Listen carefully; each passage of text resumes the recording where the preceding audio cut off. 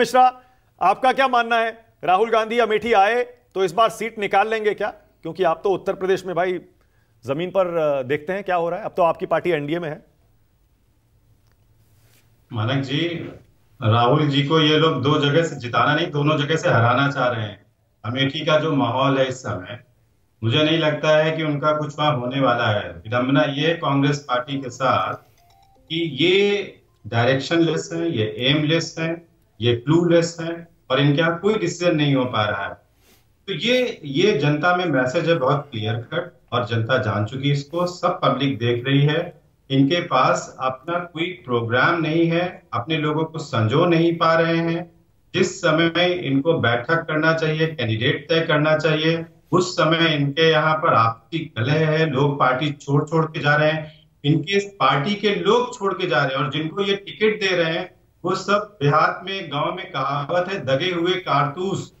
ये सब दगे हुए कारतूसों को दोबारा जब लाएंगे तो क्या हासिल करेंगे? मुझे लगता है कि जो सीट ये एक दो जीत सकते थे वो भी हारेंगे।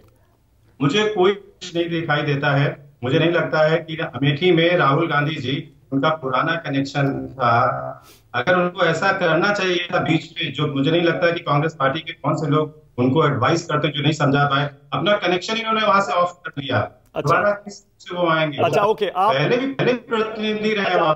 ओके, आप इंडिया गठबंधन से एनडीए में आए, नीतीश कुमार भी आए और भी कुछ दल अब आते हुए दिख रहे हैं, लेकिन आपके ऊपर आरोप यह लगता है कि आप डर से, लालच से, उस वजह से चले गए। और मैं ये बहस इसलिए कर रहा हूं क्योंकि अभी भी इंडिया गठबंधन अभी भी बिखर रहा है, जैसे आज जम्मू कश्मीर में बिखर गया।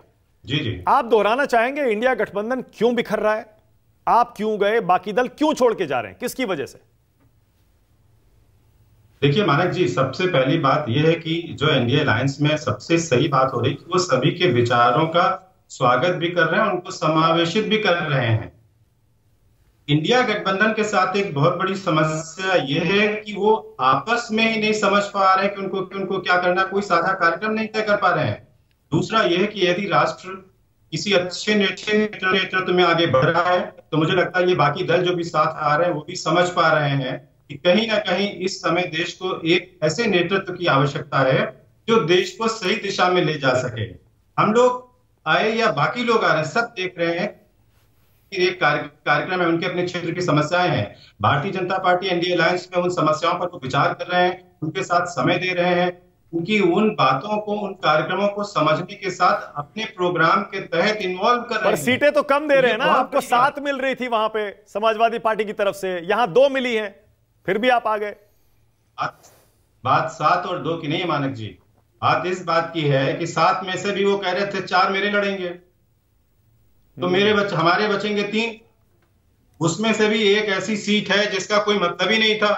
ओके, मतलब आप ये कह रहे हैं तो इंडिया गठबंधन में घटक दलों का अपमान हो रहा था, आपका अपमान हो रहा नहीं, था। अपमान उनको वो अपमान नहीं, अपमान तो बहुत दूर की बात है।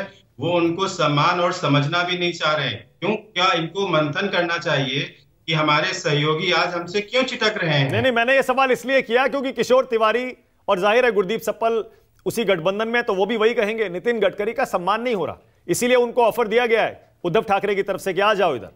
तो सम्मान घटक दलों का या बड़े नेताओं का इधर नहीं हो रहा या उधर नहीं हो रहा? इसका बहुत सही जवाब हमारे मित्र पूनावाला ने दे दिया पहले। इनके पास कोई चेहरा ही नहीं है, इनके पास कोई कैंडिडेट ही नहीं है, तो ये चाह रहे हैं कि कहीं से मिल जाए। 1 महीने में अच्छी दोस्ती हो गई आपकी अनुपम, 1 महीने में आपकी शहजाद से बड़ी अच्छी दोस्ती हो गई। क्यों नहीं होगी? हम लोग 1 ही महीने में साथ हैं। और आपने बरसों पुरानी दोस्ती गुरदीप सप्पल से तोड़ दी। नहीं, वो दोस्त थे पर चौधरी चरण सिंह याद नहीं आए? हमें गुरदीप याद से है। बरसों की दोस्ती तोड़ दी आपने। इनको हम दिखते कहां थे?